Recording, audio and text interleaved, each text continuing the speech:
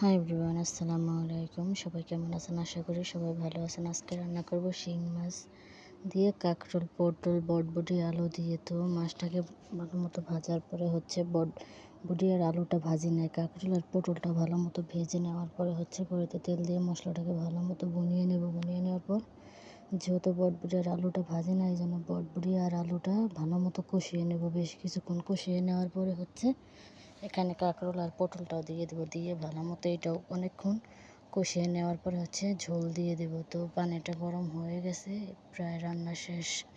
তো শিং মাছের তরকারি আজকে কেমন হলো অবশ্যই কমেন্টসে বলবেন।